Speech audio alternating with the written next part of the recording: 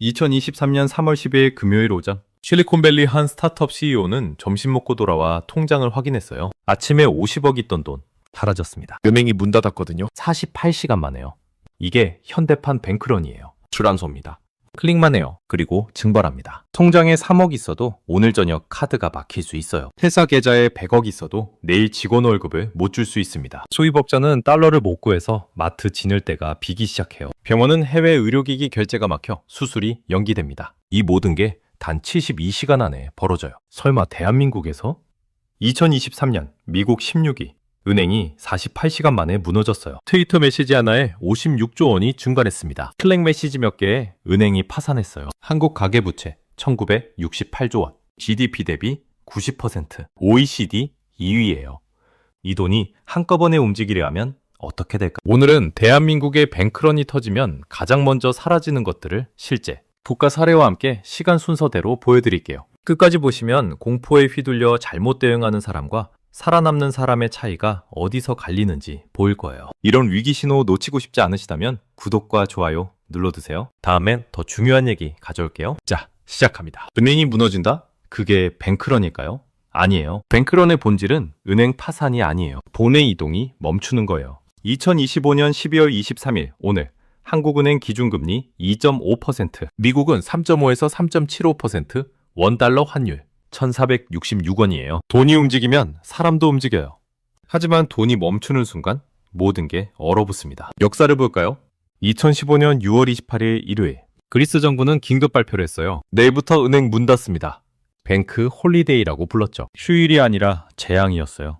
월요일 아침 아테네 시민들은 ATM 앞에 줄을 섰어요. 하루 60유로만 뽑을 수 있었거든요. 하나로 약 9만 원이에요. 해외 송금? 완전 중단이었어요. 신용카드는 해외에서 작동 안 했고요. 그리스로 신혼여행 온 한 부부가 있었어요. 호텔에서 체크아웃 하려는데 카드가 막혔어요. 통장엔 돈이 있었어요. 하지만 쓸 수 없었죠. 결국 저널리스트와 그리스 정교회의 도움을 받았대. 더 끔찍한 건 뭐였을까요?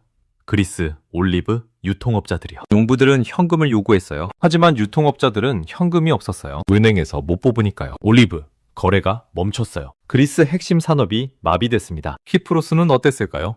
2013년 3월. 처음엔 하루 260유로였던 출금한도가 100유로로 떨어졌어요. 약 14만 원이죠. 여기서 끝이 아니었어요. 10만 유로 이상 예금자는 최대 9.9%를 세금으로 뜯겼어요. 내 돈인데 세금을 낸다고요?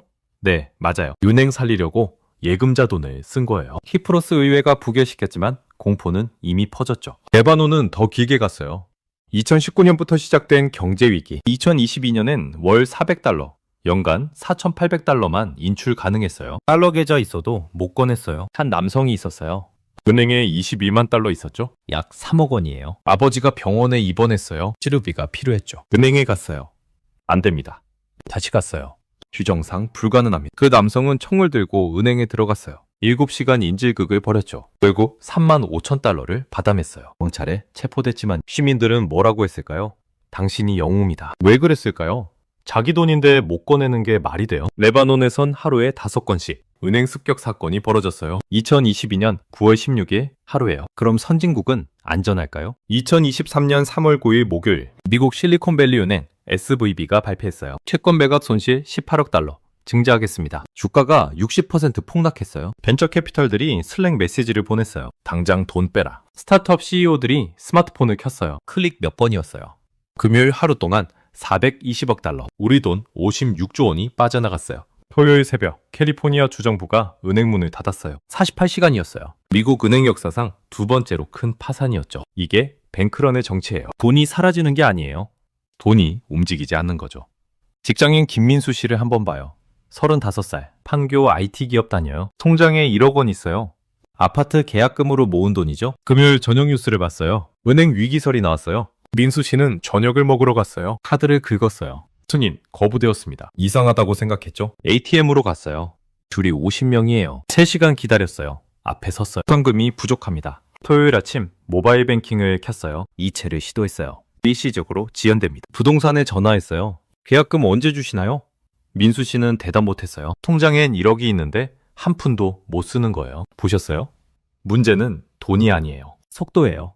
은행은 예금을 전부 금고에 안 쌓아둬요. 대출해주고 채권 사고 일부만 남겨둬요. 평소엔 괜찮아요.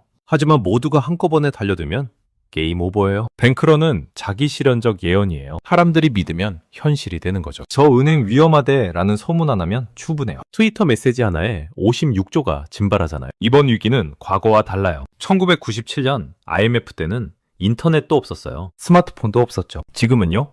클릭 한 번에 10억이 움직여요. 48시간이면 은행이 무너져요. 뱅크런이 터지면 현금이 먼저 사라질까요? 아니에요. 현금보다 먼저 증발하는 게 있어요. 7가지 순서대로 볼게요. 첫 번째, ATM, 물리적 재고. 전국 ATM에 들어있는 현금, 제한적이에요. 평소엔 괜찮죠? 뱅크런이 터지면 그리스 ATM이 현금 품절됐어요. 기계는 켜져 있는데 돈이 없는 거예요. 한국은행이 긴급 공급해도 시간 걸려요. 현금 수송차는 하루에 몇 번 돌까요? 수백만 명이 동시에 달려들면 감당한대요. 서울 강남구만 해도 인구가 55만 명이에요. 1인당 100만 원씩만 뽑아도 5,500억 원이에요. ATM에 그만큼 있을까요? 두 번째, 카드 즉시 승인이라는 믿음. 카드 결제, 실시간처럼 보이죠? 실은 신용이에요. 카드사가 먼저 갚고 나중에 은행에서 받아요. 금액 유동성이 마르면 카드사도 멈춰요. 편의점 알바생 김태현 씨, 21살이에요. 저녁 9시 손님이 왔어요. 카드를 긁었어요. 승인 거부. 다른 카드를 내밀었어요. 승인 거부. 손님이 화냈어요. 기계 고장난 거 아니야? 태연 씨는 황당했죠. 5분 전까지 잘 됐거든요. 나중에 알고 보니 그 카드사가 은행 정산을 못 받은 거였어요. 손님은 현금이 없었어요. 결국 물건 놓고 갔죠. 세 번째, 기업 단기 자금. 기업은 하루짜리 돈으로 돌아가요. 콜시장에서 빌려서 오늘 쓰고 내일 갚아요. 이게 막히면 직원 월급 연기돼요. 납품대금 밀려요. 연쇄부도 시작되죠. 중소기업 박영수 사장 50대예요. 직원 30명 둔 제조업 재운영이에요. 금요일이 월급날이에요. 월요일에 콜시장에서 5억 빌리려 했어요. 금리가 평소 3%인데 15%로 뛰었어요. 그것도 구하기 힘들었고요. 금요일 아침이 밝았어요. 박 사장은 직원들 앞에 섰어요. 죄송합니다. 이번 달 월급 다음에 드리겠습니다. 30명이 술렁였어요. 다들 월급으로 하루하루를 버티는 사람들인데요. 네 번째, 외화 환전의 정상가격. 뱅크런 터지면 환율 폭등해요. 키프로스에서 환전 스프레드가 10배 뛰었어요. 1달러 살 때 1,500원 주던 게 15,000원 됐다는 거예요. 무역업자 최수진 씨, 40대, 의류 수입해요. 중국 공장에 이번 주 20만 달러 보내야 해요. 평소엔 은행에서 환율 1,460원에 사요. 월요일 아침 은행에 전화했어요. 1,650원입니다. 뭐라고요? 네, 오늘 시세입니다. 190원 차이예요. 20만 달러면 3,800만 원 더 내야 해요. 제 씨는 울고 싶었어요. 안 사면 중국 공장이 물건 안 보내요. 하면 마진이 날아가요. 다섯 번째, 수입 생필품 재고. 대한민국 수입 의존도 높아요. 식량, 원자재, 의약품. 해외 송금 막히면 수입 중단이에요. 레바논이 그랬어요.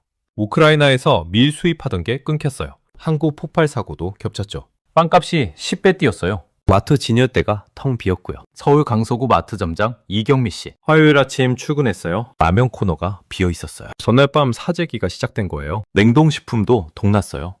신선식품은 수입이 안 돼서 아예 못 채웠고요. 수요일엔 고객들이 화를 냈어요. 왜 물건이 없어요? 이 씨는 설명했어요. 공급이 안 돼서요. 돈 내고 살 건데 왜 없어요? 이 씨는 대답 못했어요. 여섯 번째, 월급과 정산 시스템. 급여는 이체로 들어와요. 이체 지연되면 월급 안 들어오죠. 프리랜서 디자이너 정민지 씨, 32살이에요. 이번 주 프로젝트 대금 500만 원 받기로 했어요. 월요일이 정산일이었죠. 수요일까지 안 들어왔어요. 클라이언트한테 연락했어요. 이체했는데 은행에서 지연된대. 민지 씨는 이번 주 월세 150만 원 내야 해요. 카드값도 200만 원 빠져나가요. 통장 잔액 80만 원이에요. 500만 원 안 들어오면 월세 못 내. 일곱 번째, 내일도 평소와 같을 거라는 확신. 이게 제일 무서워요. 뱅크런의 본질은 경제가 아니에요. 심리예요. 믿음이 무너지는 거죠. 그리스 사람들 유로존 탈퇴 두려워했어요. 내일 아침 드라크마로 바뀔까 봐요. 레바논 사람들 파운드 가치가 98% 증발하는 거 봤어요. SVB 고객들 트위터 메시지 하나에 56조 뺐어요. 확신이 무너지면 행동이 바뀌어요. 평소엔 은행 믿어요. 의심이 생기면 먼저 빼려고 해요. 남보다 1초라도 빨리요. 회사원 강현우 씨, 38살. 두 아이 아빠예요. 아파트 대출 5억 있어요. 금요일 저녁 뉴스 봤어요. 은행 위기설이요? 현우 씨는 생각했어요. 설마. 토요일 아침 단톡방 봤어요. 친구들이 난리예요. 너 돈 뺐어? 은행 망한데. 현우 씨는 불안해졌어요. 설마가 혹시로 바뀌었죠. 스마트폰을 켰어요. 예금 1억 있어요. 다른 은행으로 옮기려고 했어요. 이체 버튼을 눌렀어요. 지연준입니다. 새로 고침했어요. 똑같아요. 현우 씨는 식은땀이 났어요. 진짜 터지는 건가? 보셨어요? 뱅크런은 도둑이 아니에요. 도시 전체에 산소를 빼는 거예요. 숨이 막혀요. 패닉이 시작되죠. 대한민국, 왜 위험할까요? 약점이 많아서? 아니에요. 연결이 너무 촘촘해서예요. 환율 오르면 수입물가 올라. 수입물가 오르면 생활비 올라요. 금리 오르면 부동산 흔들려요. 부동산 흔들리면 금융기관 흔들려요. 가계부채 터지면 소비 붕괴돼. 하나 무너지면 다섯이 무너져요. 도미노예요. 2025년 12월 23일 오늘 원달러 환율 1,466원이에요. 몇 달 전 1,481원까지 갔었죠. 한국은행이 긴급조치 발표했어요. 외환 건전성 부담금 면제, 외화 지급준비금 이자 지급. 왜 그랬을까요? 환율 1,500원 넘으면 위험하니까요. 수입물가 폭등해요. 인플레이션 시작되죠. 한국은행은 금리 올려야 해요. 금리 오르면 가계부채가 터져요. 가계부채 1,968조 원, GDP 대비 90%, OECD 2위예요. 세계 평균은 60%인데 우린 1.5배죠. 이 부채 대부분은 주택담보대출이에요. 1,130조 원이에요. 부동산 무너지면 담보가치 떨어져요. 은행이 추가 담보 요구해요. 집주인은 팔아야 하죠. 공급 폭증해요. 가격 더 떨어져요. 악순환이에요. 서울 마포구 아파트 산 이준호 씨 34살이에요. 작년에 12억 주고 샀어요. 대출 9억 받았죠. 금리는 연 4.5%, 월 이자만 337만 원이에요. 원금 상환까지 하면 월 500만 원 넘어요. 준호 씨, 월급은 600만 원이에요.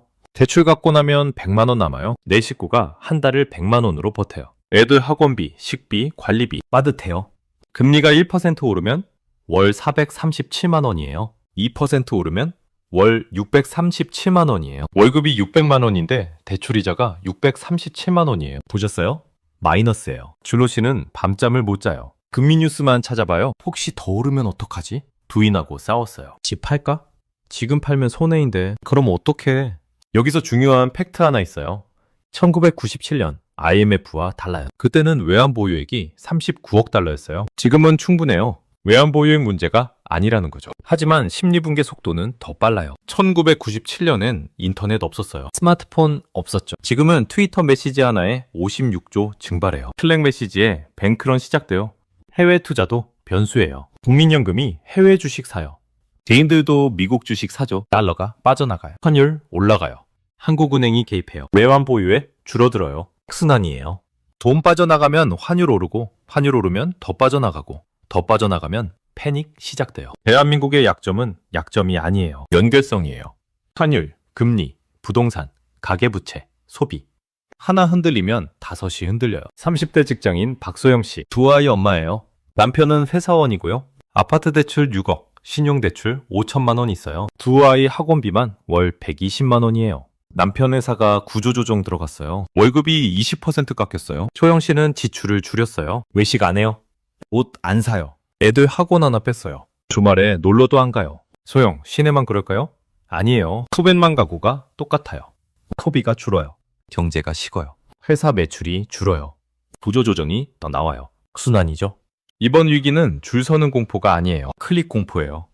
48시간이면 충분해요. 2023년 SBB가 증명했잖아요. 금요일 오후 6시 강남구 대치동 39살 김사무 씨가 퇴근해요. 지하철에서 네이버 뉴스를 봐요. 실시간 검색어 1위에 은행 이름이 떠요. 고려은행 유동성 위기설. 상우 씨는 그 은행에 계좌 있어요. 급여 통장이에요. 2억 들어있죠. 집 계약금으로 모은 돈이에요. 설마 하고 생각해요. 트위터를 켜요. 타임라인이 난리예요. 고려은행 위험하대. 빨리 빼.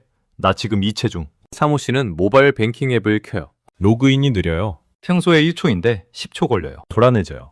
다른 은행으로 이체하려고 해요. 현재 시스템 점검 중입니다. 집에 도착해요. 부인 민지 씨가 저녁 준비해요. 두 아이가 숙제예요. 상우 씨는 아내한테 말 안 해요. 걱정시킬 필요 없어. 밤 11시 상우 씨는 계속 앱을 켜요. 여전히 느려요. 트위터는 더 난리예요. 누가 찍은 사진이 올라와요. 강남역 ATM 앞에 줄이 30명이에요. 와, 진짜 시작됐네. 상우 씨는 잠을 못 자요. 토요일 오전 아침 7시 상우 씨는 가까운 ATM으로 달려가요. 벌써 줄이 50명이에요. 1시간 기다려요. 앞에 섰어요. 현금 부족, 인출 불가. 다음 ATM으로 가요. 더 멀어요. 20분 걸려요. 여기도 줄이 길어요. 2시간 기다려요. 이번엔 500만 원 뽑았어요. 다행이다. 집에 돌아와요. 민지가 물어봐요. 왜 이렇게 일찍 나갔어? 상우 씨는 솔직하게 말해. 은행 문제 있는 것 같아. 민지는 얼굴이 하얘져요. 2억 어떻게? 오후 3시 모바일 뱅킹이 열려요. 사모 씨는 다른 은행으로 이체해요. 2억 전부요. 이체 접수되었습니다. 처리까지 1, 2영업이 소요. 사무실은 한숨 쉬어요. 월요일까진 걸리겠네. 토요일 저녁 뉴스 속보가 떠요. 고려은행 월요일까지 영업 중단. 예금자 보호 예정. 민지가 비명을 질러요. 영업 중단이라고? 상우 씨도 패닉이에요. 이체 신청은 했으니까 괜찮을 거야. 괜찮을 거라고? 2억이야. 민지가 울기 시작해요. 아이들이 나와요. 엄마 왜 울어? 민지는 대답 못해요. 밤 10시 상우 씨 회사 단톡방이 터져요. 다들 고려은행 계좌 있어요. 급여 통장이거든요. 이번 달 월급 어떻게 돼? 회사가 다른 은행으로 보낼 수 있나? 모르겠어. 상우 씨는 월급 800만 원이에요. 월요일이 월급날이에요. 대출이자 400만 원 빠져나가요. 생활비 300만 원 써요. 저축 100만 원에요. 빠듯해요. 월급 안 들어오면 대출이자 못 내요. 원체되는 거예요. 일요일 아침부터 뉴스만 봐요. 전부 예금 전액 보호 발표. 하지만 처리까지 시간 소요. 사무실은 안도하면서도 불안해요. 언제까지 걸리는데? 민지가 마트 가려고 해요. 카드 챙겨요. 마트 도착했어요. 진열대가 반쯤 비어 있어요. 사람들이 라면, 물, 쌀을 쓸어 담아요. 민지도 카트에 담아요. 계산대에서 카드 긁어요. 승인 거부되었습니다. 네? 다른 카드 내밀어요. 승인 거부되었습니다. 민지는 당황해요. 현금이 5만 원밖에 없어요. 잠바구니를 반만 사요. 집에 돌아와서 울어. 이게 뭐야? 카드도 안 돼. 상우 씨도 막막해요. 월요일 아침 출근해요. 회사 분위기가 이상해요. 다들 침울해요. 오전 10시 인사팀에서 공지가 와요. 급여 지급 은행 문제로 월급 지급이 지연됩니다. 빠른 시일 내에 처리하겠습니다. 직원들이 술렁해요. 언제까지 지연돼? 이번 주 카드값 나가는데 나 대출 이자 내야 하는데. 사무 씨는 책상에 앉아요. 계산해봐요. 통장 잔액 100만 원. 뽑아둔 현금 500만 원. 합쳐서 600만 원이에요. 이번 주 대출 이자 400만 원 나가요. 200만 원 남아요. 다음 주는요? 생활비 300만 원 필요한데 200만 원밖에 없어요. 아이들 학원비도 내야 해요. 어떡하죠? 점심시간. 식당 가려는데 일부 식당이 문 닫았어요. 카드 결제 불가로 임시 휴업. 현금 받는 식당만 열었어요. 가격은 2배예요. 창우 씨는 편의점에서 삼각김밥 사요. 월요일 저녁 집에 돌아와요. 민지가 울고 있어요. 부동산에서 전화 왔어. 계약금 언제 주냐고. 다음 주 금요일까지 주기로 했거든요. 2억이요. 은행에 있는데 못 꺼낸다고 했어? 그랬지. 뭐래? 믿을 수 없대. 계약 파기한대. 사무 씨는 머리가 하얘져요. 계약금 날리면 8천만 원 손해예요. 위약금이에요. 8천만 원. 4년 모은 돈이에요. 어떡해. 민지가 울어요.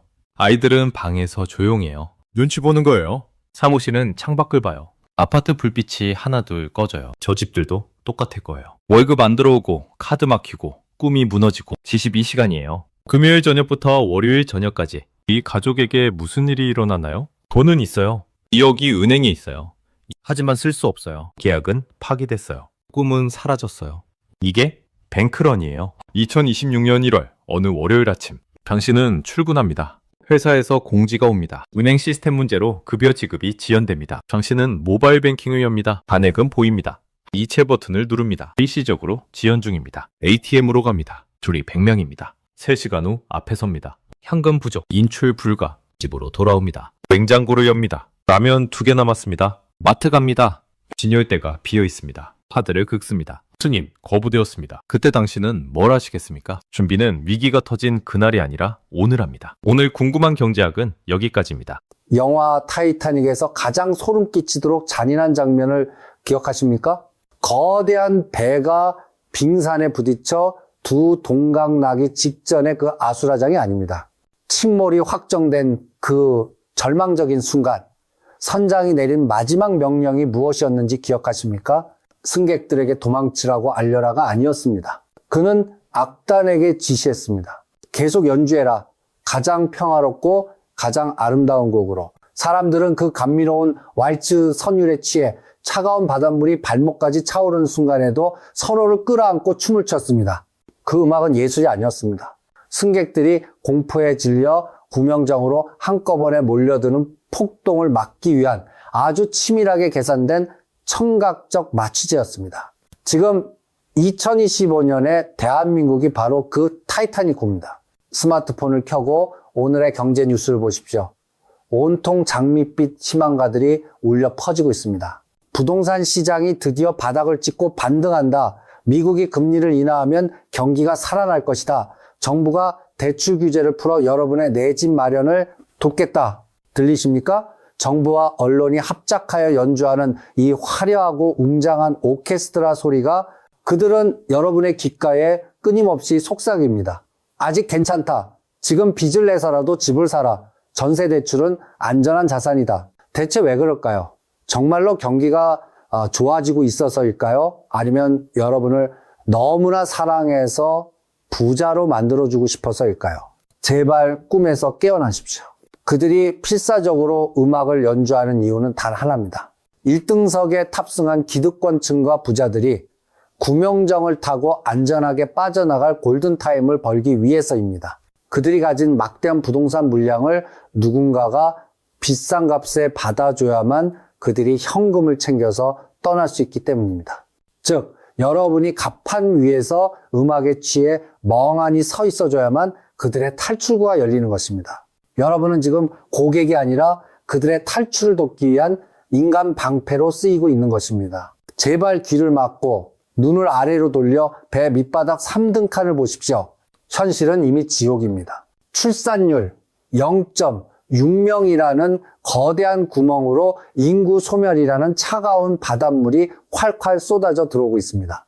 서민들의 유일한 동아줄이었던 전세제도는 이미 썩어 문드러져 언제 끊어질지 모르는 시한폭탄이 되었습니다. 그런데도 여러분은 여전히 갑판 위에서 샴페인 잔을 들고 내 아파트 값은 오를 거야 라는 환각에 빠져 비틀거리고 있습니다. 발밑을 보십시오. 차가운 물이 이미 무릎을 넘었습니다. 구명정은 없습니다. 이제 철저한 각자 도생의 시간입니다. 지금부터 제가 들려드릴 이야기는 여러분의 단잠을 깨우는 아주 불쾌하고 날카로운 소음이 될 것입니다. 하지만 억지로라도 눈을 부릅뜨고 들으셔야 합니다. 이것은 2026년 대한민국이라는 배가 1900조 원의 빚더미 무게를 이기지 못하고 완전히 두 동강 나기 직전에 울리는 마지막 생존 사이렌이기 때문입니다. 대한민국 부동산이 침몰하는 진짜 이유, 수면 아래 감춰진 거대한 빙산의 정체는 바로 전세라는 이름의 집단적 정신병입니다. 냉정하게 아주 상식적으로 한번 생각해 봅시다. 만약 지하철역에서 처음 본 낯선 아저씨가 여러분에게 다가와 이렇게 말합니다. 저기 제가 사업을 좀 하려고 하는데 담보도 없고 이자도 못 드립니다. 하지만 믿고 5억 원만 빌려주십시오. 여러분은 아마 미친 사람 취급을 하고 경찰을 부를 것입니다. 그런데 그 낯선 사람이 아파트 집주인이라는 명찰을 달고 그 거래 이름을 전세 계약이라고 바꾸면 상황이 달라집니다. 여러분은 홀린 듯이 5억 원, 아니 10억 원이라도 선뜻 내어줍니다. 심지어 은행에서 대출까지 받아서 그에게 갖다 바칩니다. 이것이 바로 비극의 시작입니다. 우리는 지난 수십 년간 전세를 나중에 고스란히 돌려받을 수 있는 안전한 저축이라고 착각해왔습니다. 하지만 금융의 관점에서 보면 전세는 세입자가 집주인에게 아무런 안전장치 없이 거액을 빌려주는 세계에서 가장 위험한 무이자 무담보 사금융일 뿐입니다. 그렇다면 여러분이 건넨 그 피 같은 전세 보증금 5억 원은 대체 어디로 갔을까요? 집주인이 그 돈을 소중하게 금고에 넣어두고 여러분이 나갈 때를 대비하고 있을까요? 천만의 말씀입니다. 여러분이 계약서에 도장을 찍고 입금 버튼을 누르는 그 순간 여러분의 돈은 즉시 공중분해됩니다. 집주인은 그 돈을 받자마자 1초의 망설임도 없이 또 다른 아파트를 사는 갭 투자에 쏟아붓습니다. 여러분의 전세금은 그들에게 빚이 아니라 그들의 탐욕스러운 부동산 쇼핑을 위한 공짜 연료일 뿐입니다. 그들은 여러분의 돈을 발판 삼아 아파트 2채, 3채, 10채를 사모읍니다. 이것은 합법을 가장한 본지 사기와 본질적으로 똑같습니다. 새로운 세입자가 들어와서 더 비싼 전세금을 내주지 않으면 기존 세입자에게 돈을 돌려줄 수 없는 구조, 즉 아랫돌을 빼서 윗돌을 개는 위태로운 도박판입니다. 이 위험한 도박이 지난 50년 동안 유지될 수 있었던 이유는 단 하나입니다. 집값은 영원히 오를 것이다. 뒷사람이 앞사람보다 더 비싼 가격에 폭탄을 받아줄 거라는 믿음, 그 하나로 버텨온 것입니다. 하지만 이제 음악은 멈췄고 집값 상승이라는 마법도 풀렸습니다. 집주인이 벌린 도박판에서 돈은 이미 증발해버렸습니다.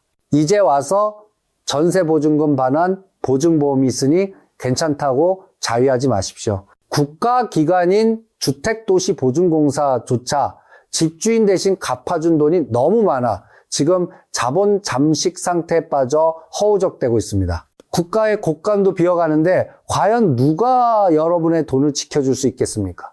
인정하기 싫겠지만 이것이 계약서 뒤에 숨겨진 잔혹한 진실입니다. 여러분은 세입자가 아닙니다. 여러분은 파산 직전에 도박 중독자에게 전 재산을 맡긴 실패한 투자자입니다. 그리고 그 도박 중독자는 지금 빈털터리가 되어 여러분을 향해 이렇게 말하고 있습니다. 돈 없습니다. 뱉으십시오. 그렇다면 왜 하필 지금일까요? 왜 지난 50년 동안 멀쩡하던 이 거대한 전세 시스템이 갑자기 2025년에 이르러 굉음을 내며 무너져 내리는 것일까요? 그 답을 찾기 위해서는 경제학의 아주 잔인한 이론 하나를 이해해야 합니다. 바로 더 바보 이론입니다. 거품이 잔뜩 낀 자산 시장이 유지되는 원리는 간단합니다.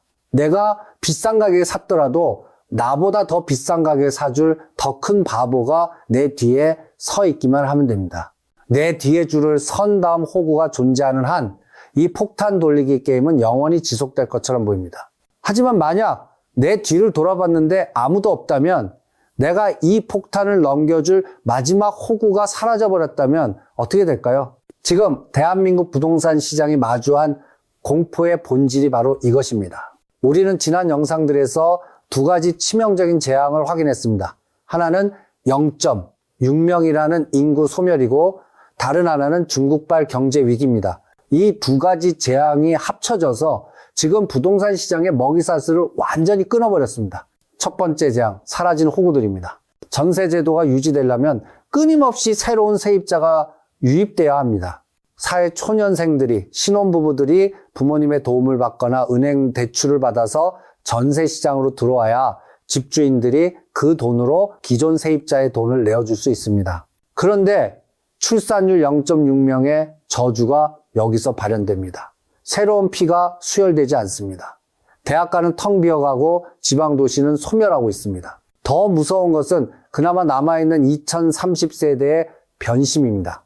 과거의 청년들은 아끼고 모아서 전세로 시작해야 한다는 믿음이 있었습니다. 하지만 지금의 똑똑한 MZ세대들은 바보가 아닙니다. 그들은 전세가 무이자 대출이 아니라 위험한 도박이라는 사실을 간파했습니다. 최근 데이터를 보십시오. 젊은 층의 전세 기피 현상은 역대 최고조입니다. 그들은 이제 전세를 찾지 않습니다. 차라리 비싼 월세를 내더라도 내 목돈을 지키는 쪽을 택합니다. 전세 사기를 당하느니 월세로 살겠다는 것입니다. 이것은 단순한 선호도의 변화가 아닙니다. 대한민국 부동산을 떠받치던 전세 사다리의 맨 밑칸이 톱으로 잘려나간 것입니다. 네, 사다리 밑바닥이 없는데 위에 있는 사람들이 어떻게 버티겠습니까? 두 번째 재앙, 빈털터리가 된 호구들입니다. 설령 전세를 들어오고 싶은 사람이 있다 한들 그들에게는 이제 돈이 없습니다. 우리가 지난번에 다뤘던 중국의 경제 침공과 수출 부진을 기억하실 겁니다. 기업들은 채용을 줄이고 자영업자들은 폐업하고 실질 소득은 쪼그라들었습니다. 여기에 전 세계적인 고금리 파도가 덮쳤습니다. 과거에는 은행에서 싼 이자로 전세 자금 대출을 받아서 집주인에게 갖다 바칠 수 있었습니다. 하지만 지금은 대출 이자가 월세보다 더 비쌉니다. 세입자 입장에서는 전세를 살 이유가 경제적으로 완전히 사라진 것입니다. 자, 이제 집주인, 즉 갭 투자자의 입장이 되어 봅시다. 이 상황은 그들에게 문자 그대로 생지옥입니다. 집주인 A씨는 전세금 5억 원을 끼고 아파트를 샀습니다. 자기 돈은 고작 1억 원만 들어갔습니다. 그런데 2년 만기가 다가옵니다. 세입자가 나가겠다고 합니다.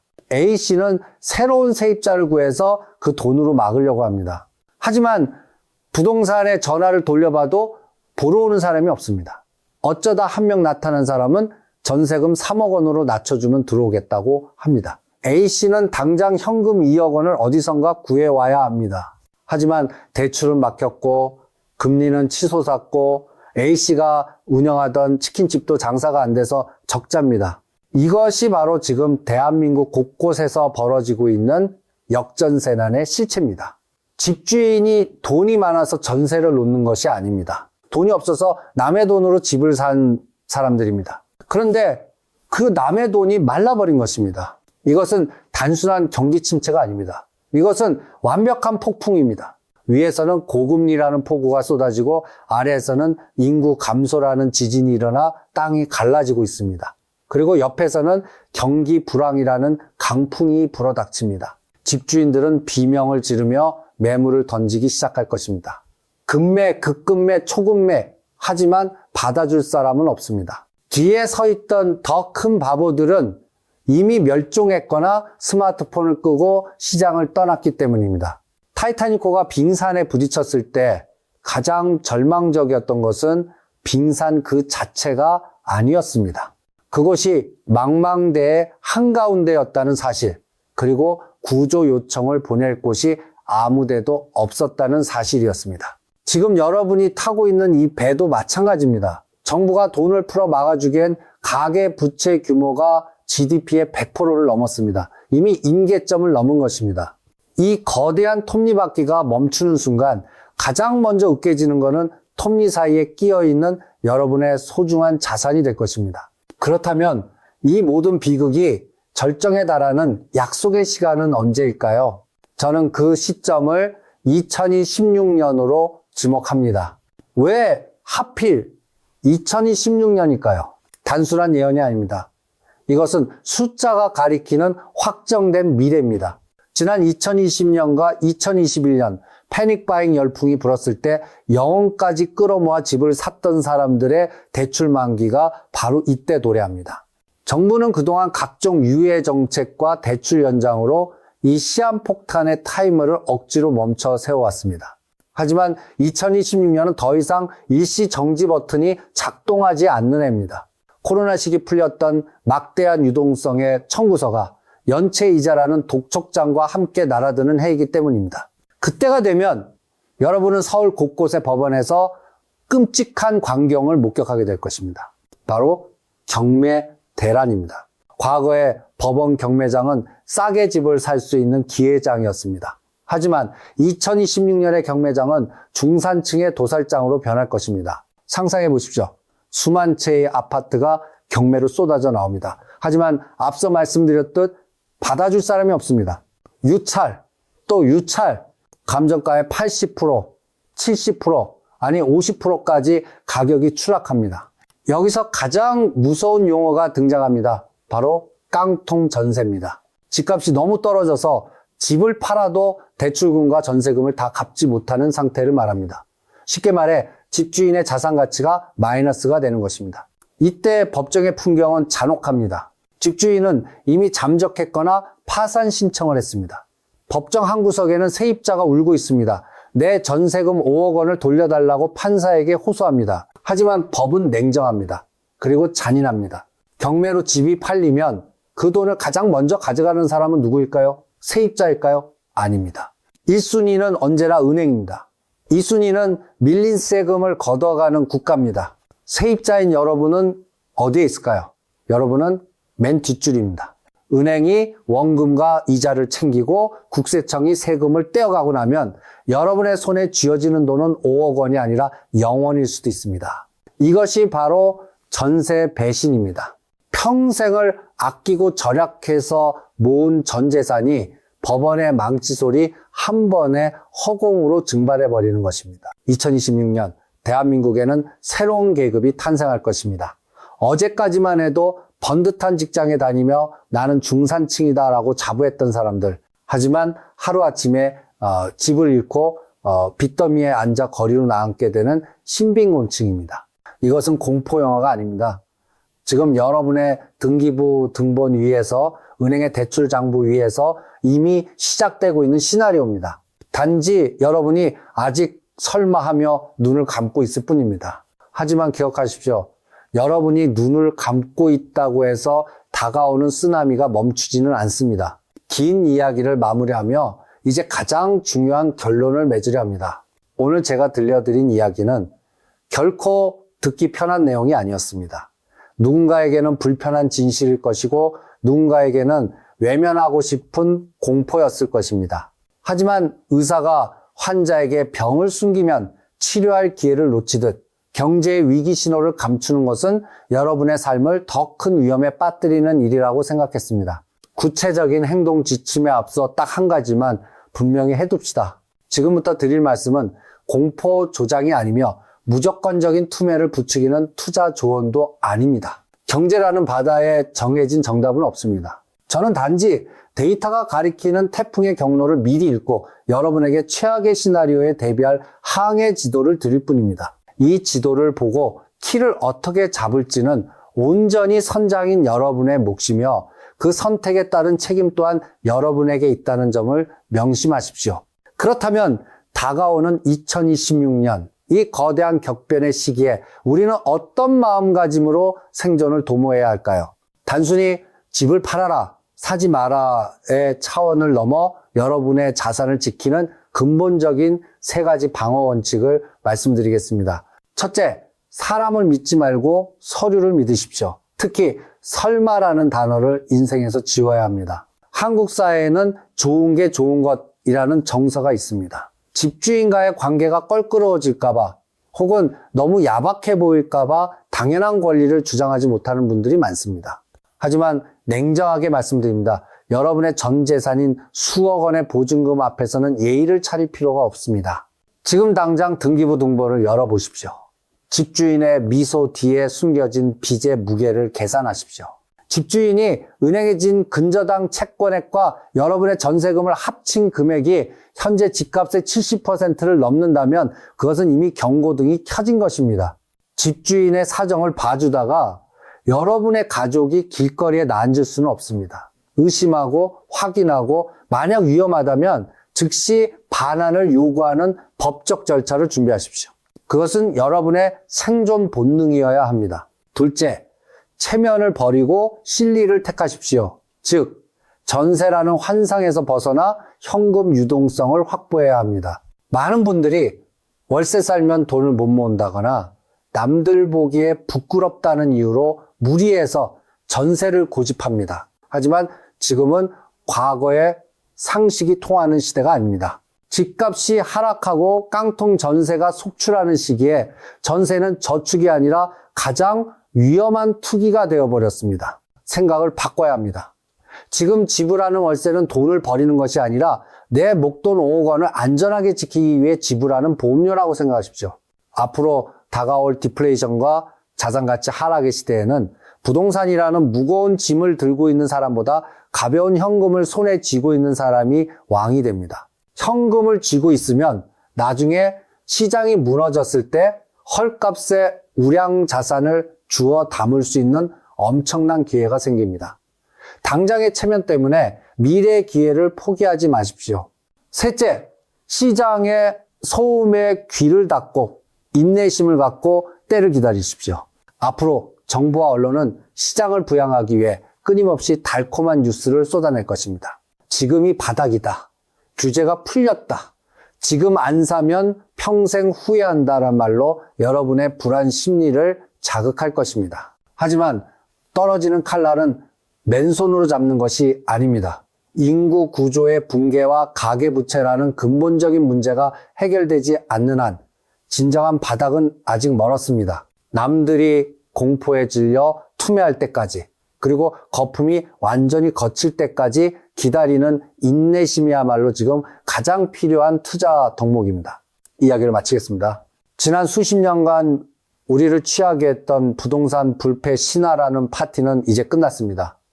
화려했던 샹들리에는 꺼졌고 음악 소리도 멈췄습니다. 이제 우리 앞에는 차가운 계산서와 혹독한 겨울만이 남아 있습니다. 2016년 거대한 변화의 파도가 덮쳐올 때 준비되지 않은 자에게는 그것이 재앙이 되겠지만 미리 눈을 뜨고 준비한 여러분에게는 부의 추월 차선으로 갈아탈 수 있는 기회가 될 것입니다. 부디 이 영상이 여러분의 소중한 가정과 자산을 지키는 작은 등대가 되었기를 간절히 바랍니다. 여러분의 건승을 빕니다. 당장 멈추세요. 스크롤을 내리지 마십시오. 지금 당신의 전 재산이 쓰레기통으로 들어가기 직전입니다. 당신은 지금 무슨 생각을 하고 있습니까? 내 돈, 내가 내 자식에게 주는데 무슨 상관이냐고요? 가족끼리 계좌 이체 좀 했다고 국세청에 알턱이 있냐고요? 정신 차리십시오. 그 아니란 생각이 당신의 노후를 박살내고 당신 자식들을 빚더미에 앉게 만들 것입니다. 당신이 아무 생각 없이 자녀에게 학비라고 보내준 돈, 결혼한다고 보태준 전세자금, 생활비하라고 쥐어준 용돈, 이 모든 것이 지금 국세청의 슈퍼컴퓨터 안에 차곡차곡 기록되고 있다는 사실을 당신만 모르고 있습니다. 지금 이 순간에도 당신의 통장은 발가 벗겨지고 있습니다. 당신이 잠든 사이에도 국세청의 인공지능은 당신의 계좌를 샅샅이 뒤지며 언제 세금 폭탄을 터뜨릴지 카운트다운을 세고 있습니다. 많은 분이 착각합니다. 나는 재벌도 아니고 부자도 아닌데 세무조사가 나오겠어? 나는 평범한 서민이야. 국세청이 나 같은 사람 신경이나 쓰겠어? 천만의 말씀입니다. 그건 호랑이 담배 피우던 시절 이야기입니다. 지금은 시대가 완전히 변했습니다. 과거에는 세무공무원이 일일이 장부를 뒤졌지만 지금은 아닙니다. 국세청은 더 이상 사람이 아닙니다. 그들은 피도 눈물도 없는 인공지능 시스템, 바로 PCI 시스템을 가동하고 있습니다. 이 시스템은 당신이 숨만 쉬어도 나가는 돈, 들어오는 돈, 심지어 당신이 편의점에서 쓴 5,000원짜리 커피값까지 전부 다 보고 있습니다. 당신이 10년 동안 피땀 흘려 모은 돈이 하루아침에 세금과 가산세라는 명목으로 공중분해되는 꼴을 보고 싶으십니까? 자녀를 도와주려다 오히려 자녀를 세금 체납자로 만들고 신용불량자로 전락시킬 작정입니까? 1,000만 원, 2,000만 원 우습게 보지 마십시오. 그 돈이 쌓이고 쌓여 5년 뒤, 10년 뒤에는 수억 원의 빚폭탄이 되어 돌아옵니다. 왜 하필 지금 제가 목에 핏대를 세우며 경고하는 줄 아십니까? 지금 이 순간에도 수만 명의 사람들이 설마 나한테 그런 일이 생기겠어라고 방심하다가 국세청의 등기 우편을 받고 땅을 치며 통곡하고 있기 때문입니다. 그들은 준비하지 않았습니다. 그들은 기록하지 않았습니다. 그들은 당신처럼 가족이니까 괜찮겠지라고 믿었습니다. 그리고 그 대가는 잔혹했습니다. 평생 모은 집을 팔아야 했고 노후 자금을 털어 세금을 내야 했습니다. 당신도 그들처럼 되고 싶습니까? 당신의 소중한 자산이 허무하게 국고로 환수되는 것을 멍하니 지켜만 보시겠습니까? 아니라면 지금 당장 눈을 크게 뜨고 이 영상을 끝까지 보십시오. 당신의 지갑을 지키고 가족을 지킬 수 있는 마지막 기회일지도 모릅니다. 지금부터 제가 국세청이 숨기고 싶어하는 충격적인 진실과 그들의 감시망을 피할 수 있는 유일한 생존 전략을 낱낱이 공개하겠습니다. 준비되셨습니까? 이제 잔인한 진실을 마주할 시간입니다. 도대체 국세청은 어떻게 그 복잡한 돈의 흐름을 귀신같이 알고 찾아오는 걸까요? 혹시 국세청 직원들이 망원경을 들고 당신 집 앞을 24시간 감시한다고 생각하십니까? 아니요. 꿈 깨십시오. 그들은 그럴 시간도 없고 굳이 그럴 필요도 없습니다. 그들의 손에는 PCI 시스템이라는 핵폭탄급 무기가 쥐어져 있습니다. 이게 도대체 뭐냐고요? 어려운 용어 쓴다고 겁먹지 마십시오. 제가 동네 강아지도 알아듣게 아주 쉽게 설명해 드릴 테니 지금부터 눈과 귀를 활짝 여십시오. PCI 시스템은 한마디로 당신의 가계부를 훔쳐보는 투명인간입니다. 이 녀석은 지칠 줄 모르는 체력으로 대한민국 안의 모든 데이터를 실시간으로 긁어모읍니다. 당신이 국세청에 신고한 소득은 기본입니다. 여기에 당신이 긁은 신용카드 내역, 당신이 가입한 보험료 납입 내역, 당신이 산 아파트와 자동차 등록 정보, 심지어 당신이 해외여행 가서 면세점에서 쓴 돈과 자녀, 유학비로 송금한 내역까지 이 모든 정보가 1초도 쉬지 않고 국세청 메인 서버로 빨려 들어갑니다. 그리고 인공지능은 아주 단순하고 잔인한 산수 문제를 풉니다. 잘 들으십시오. 공식은 딱 하나입니다. 당신이 번 돈 빼기, 당신이 쓴 돈 빼기, 늘어난 재산. 이 결과가 마이너스가 나오면 어떻게 될까요?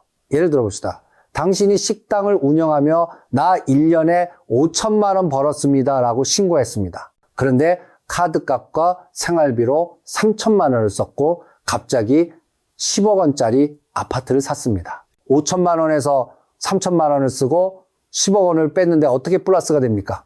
계산이 안 맞죠? 돈이 하늘에서 떨어졌습니까? 아니면 땅에서 솟았습니까? 바로 그 순간 시스템의 새빨간 경고등이 켜집니다. 삑! 삑! 삑! 자금 출처 불분명. 탈세 혐의 포착. 이 기계는 감정이 없습니다. 아이고, 우리 아들이 장가 가는데 집안채는 해줘야지. 같은 부모의 애틋한 마음 따위는 모릅니다. 오로지 차가운 숫자만 봅니다. 숫자가 안 맞으면 봐주는 거 없이 세무조사 대상 리스트에 당신 이름 석자를 올려버립니다. 특히 여러분이 가장 많이 걸려드는 죽음의 함정 4가지가 있습니다. 자신이 여기에 해당하지 않는지 가슴에 손을 얹고 생각해 보십시오. 첫째, 소득 없는 자녀의 묻지마 쇼핑입니다.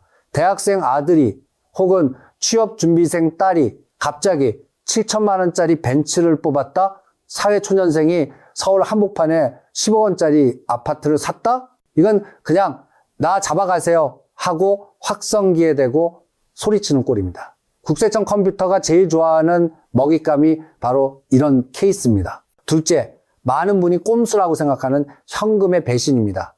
계좌 이체는 기록 남으니까 현금으로 뽑아서 주면 모르겠지. 정말 순진하십니다. 은행 문을 나서는 순간 당신은 이미 감시당하고 있습니다. 하루에 1천만 원 이상 현금을 입출금하면 그 내역이 금융정보분석원 즉 FIU에 자동으로 보고됩니다. 그럼 900만 원씩 나눠서 뽑으면 되잖아? 그걸 쪼개기 거래라고 부르는데 인공지능이 바보입니까?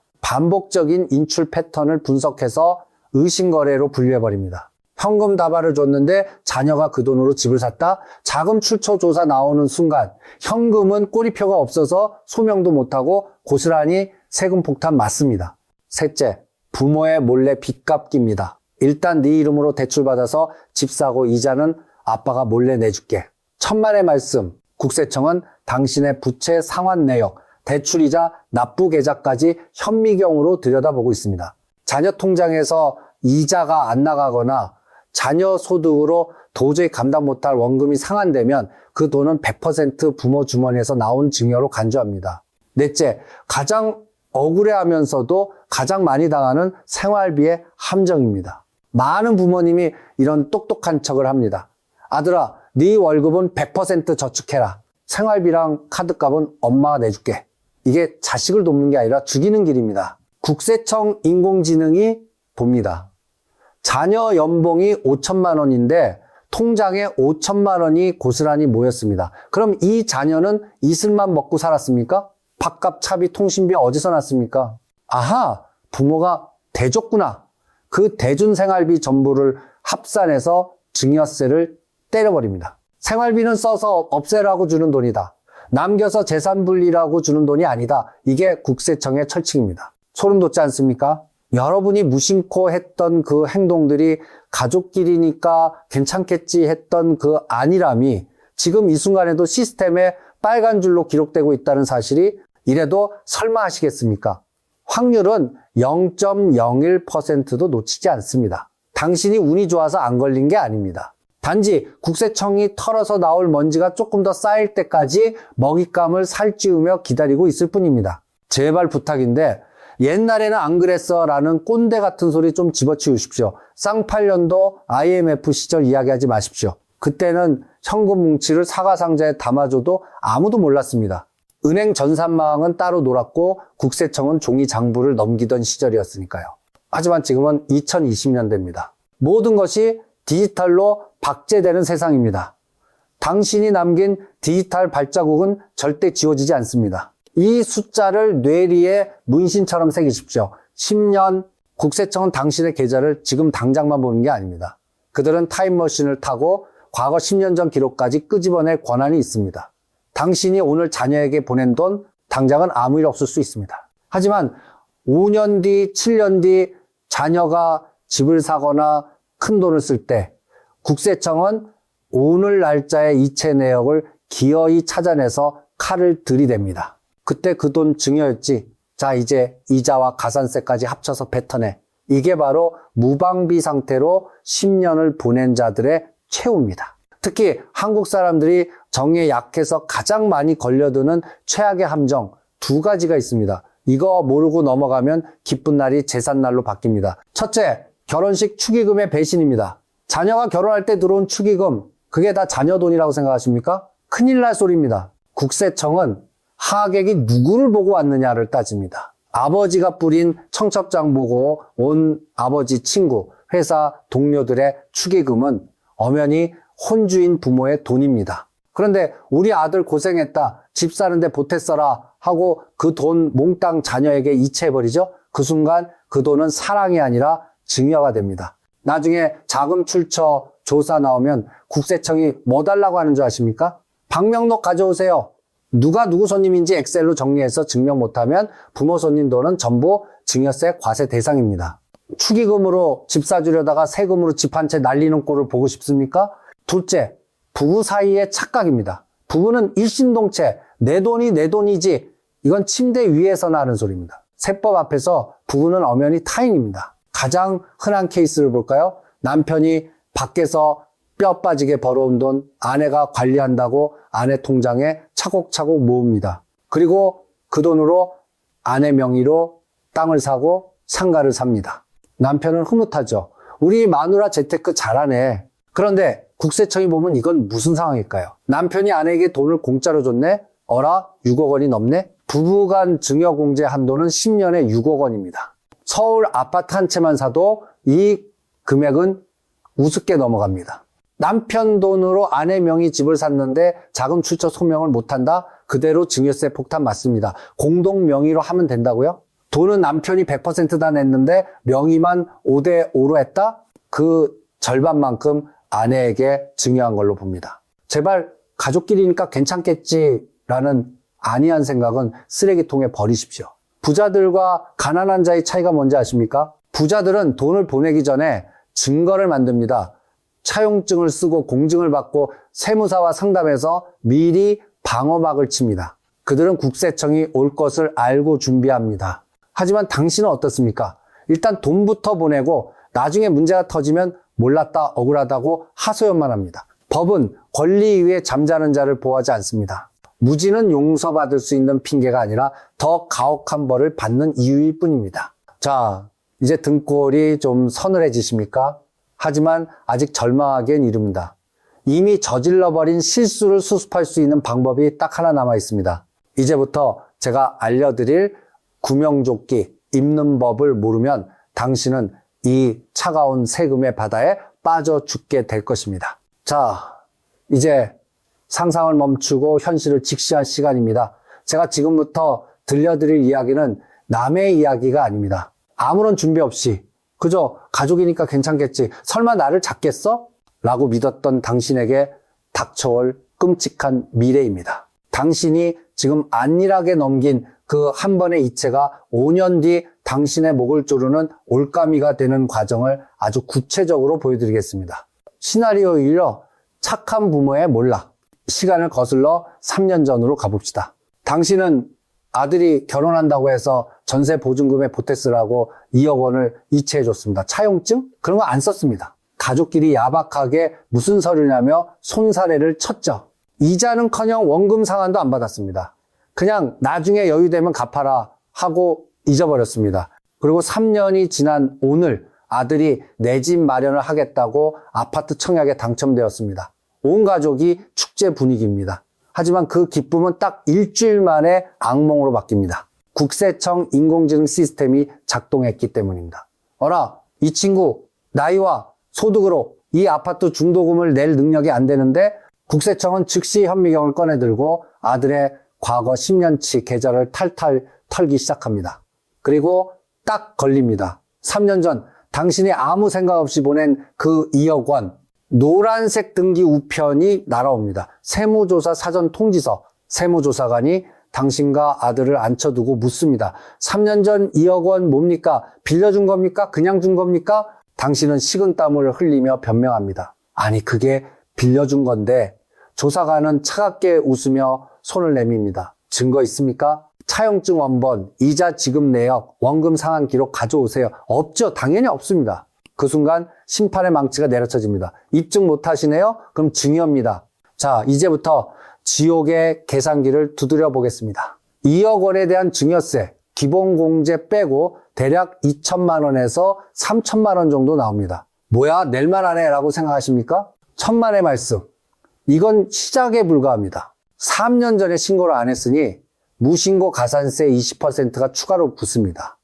만약 당신이 이건 빌려준 거다라고 거짓말을 하다가 들통나면 부정과소 신고, 가산세 40%까지 두들겨 맞습니다. 여기에 절정타가 날아옵니다. 바로 납부지연 가산세입니다. 세금을 늦게 낸 기간만큼 하루하루 이자가 붙습니다. 연간 약 8에서 9%의 살인적인 금리가 적용됩니다. 3년이면 원금의 거의 30% 가까이 이자가 붙습니다. 결국 당신이 아들을 돕겠다고 준 2억 원은 세금과 벌금을 합쳐서 7천만 원, 8천만 원이라는 거대한 빚더미가 되어 돌아옵니다. 아들은 당첨된 아파트는커녕 계약금까지 날리고 신용불량자가 될 위기에 처합니다. 가족의 평화 박살납니다. 서로 원망하고 소리 지르는 지옥도만 남습니다. 시나리오 2, 차명 계좌의 함정. 나는 현금 부자라 계좌 이체 안 해. 자식 이름으로 주식 계좌 터서 굴려주면 모르겠지? 아직도 이런 70년대식 꼼수를 쓰는 분들이 계십니다. 이건 자살행위입니다. 당신이 자녀 명의로 계좌를 만들어서 주식 투자를 했다고 칩시다. 운 좋게 대박이 나서 1억 원이 5억 원이 되었습니다. 당신은 내가 주식 고수네 하고 좋아하겠죠? 하지만 국세청이 볼 때는 증여세 탈루범일 뿐입니다. 자녀 계좌에 넣은 원금 1억 원? 당연히 증여세 대상입니다. 그럼 불어난 수익금 4억 원은 그것도 자녀가 번 돈이 아니라 부모가 불려준 돈, 즉 증여의제로 보아 또 세금을 때릴 수 있습니다. 심지어 차명, 계좌 사용에 대한 금융실명법 위반 과태료까지 나옵니다. 원금, 수익금, 과태료 다 떼고 나면 남는 게 없습니다. 재산이 그냥 증발하는 겁니다. 시나리오 3, 이 현금 인출의 배신. 그래? 그럼 은행 가서 현금으로 다 뽑아서 장롱에 넣어두고 찔끔찔끔 주지 뭐. 제발 그 순진한 생각 좀 버리십시오. 당신이 은행 창구에서 현금 다발을 찾는 순간 은행 직원의 모니터에는 이미 경고창이 뜹니다. 하루에 1천만 원 이상 고액 현금 거래는 금융정보분석원, 즉 FIU에 자동으로 보고됩니다.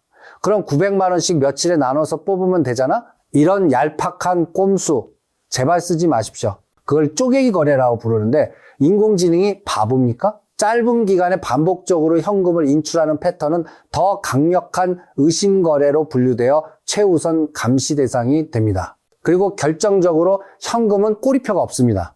나중에 자금 출처 조사가 나왔을 때 계좌 이체는 이건 빌려준 거다, 심부름 값이다라고 우길 여지라도 있지만 현금 거래는 증빙할 방법이 아예 없습니다. 돈을 줬는데 증거가 없다? 국세청은 그걸 묻지도 따지지도 않고 증여라고 확정짓습니다. 소명할 기회조차 날아가는 겁니다. 당신은 지금 시한폭탄을 끌어안고 살고 있는 겁니다. 폭탄의 타이머는 이미 돌아가고 있습니다. 터지기 직전인 지금이 당신이 살 수 있는 마지막 골든타임입니다. 이 지옥불에서 탈출할 방법이 궁금하십니까?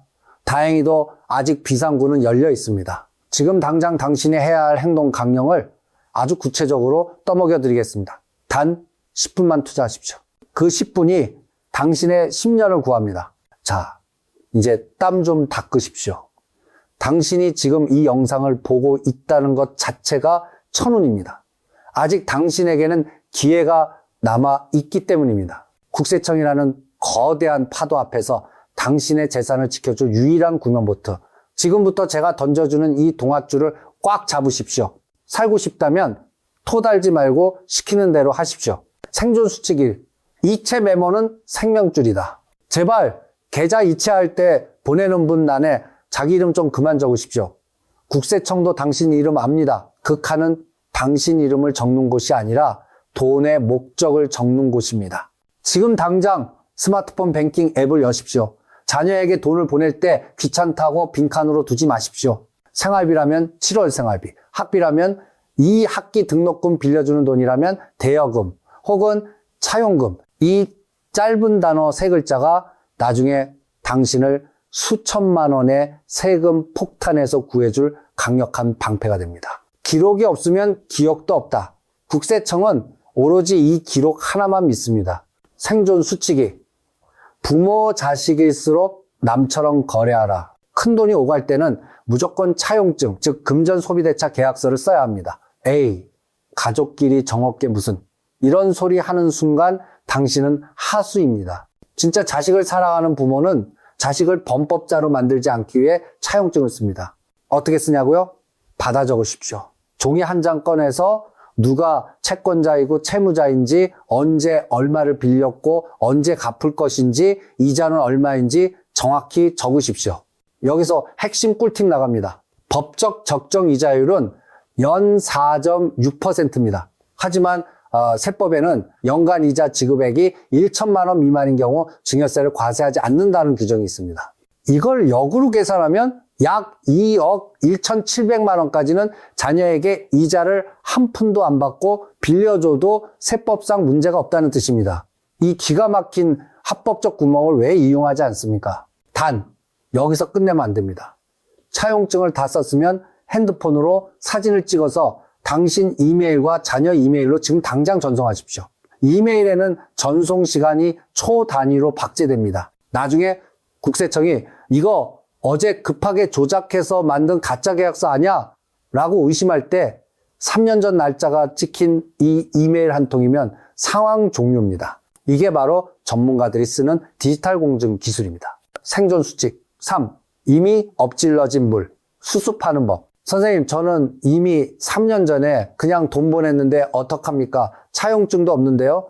지금 발만 동동 구르고 계신 분들 포기하지 마십시오. 세무조사가 나오기 전이라면 지금이 골든타임입니다. 지금 당장 자녀에게 전화하십시오. 그리고 단돈 5만 원, 10만 원이라도 좋으니 당신 계좌로 돈을 보내라고 시키십시오. 이때 이체 메모에 반드시 이자 혹은 원금 상환이라고 박아 넣어야 합니다. 3년 동안 안 받다가 왜 갑자기 받냐? 고 국세청이 물으면 그동안 자식 형편이 어려워 유예해줬다가 이제부터 받기로 했다라고 주장할 수 있는 근거가 생깁니다. 아예 손 놓고 있는 것보다 늦게나마 갚는 심해이라도 하는 것이 100번, 1000번 낫습니다. 단, 절대 하지 말아야 할 짓, 과거 날짜로 차용증을 위조하지 마십시오. 종이에 잉크 마른 정도까지 감식하는 세상입니다. 문서 위조범으로 감옥 가기 싫으면 정직하게 오늘부터 시작하십시오. 생존 수칙사, 10년의 마법을 부려라. 증여공제 한도는 10년마다 리셋됩니다. 성인 자녀 5천만 원, 미성년 자녀 2천만 원, 결혼이나 출산 시 최대 1억 5천만 원, 양가 합산 3억 원. 이 금액 안에서는 세금이 빵원입니다. 중요한 건 세금 낼 게 없어도 신고는 해라입니다. 홈택스에 들어가서 신고 버튼을 누르는 순간 그 돈은 합법적인 자녀의 자금이 됩니다. 나중에 그 돈으로 주식을 해서 10배가 터지든 코인을 하든 국세청은 터치 못합니다. 제발 귀찮아하지 말고 신고하십시오. 마지막으로 간곡히 부탁드립니다. 여러분의 노후를 자녀에게 올인하지 마십시오. 세금 좀 아끼겠다고 집 팔고 땅 팔아서 자녀에게 미리 다 넘겨주지 마십시오. 100세 시대입니다. 당신이 병들고 돈 없으면 효자도 불효자가 됩니다. 국세청보다 더 무서운 게 뭔지 아십니까? 돈 다 퍼주고 빈털터리가 된 부모를 부담스러워하는 자식의 눈빛을 보는 것입니다. 여러분의 노후 자금을 꽉 쥐고 계십시오. 스스로 당당하고 풍요로운 노후를 보내는 것이야말로 자식에게 짐을 지우지 않는 최고의 사랑입니다. 자, 이제 영상이 끝나는 대로 딱 10분만 투자하십시오. 지난 이체 내역 확인하고 메모 수정하고 차용증 양식 다운로드 받으십시오. 내일 해야지 하는 순간 당신의 재산은 또다시 위험에 빠집니다. 지금 당장 행동하십시오. 당신의 지갑과 당신의 가족과 당신의 행복한 노후를 위해서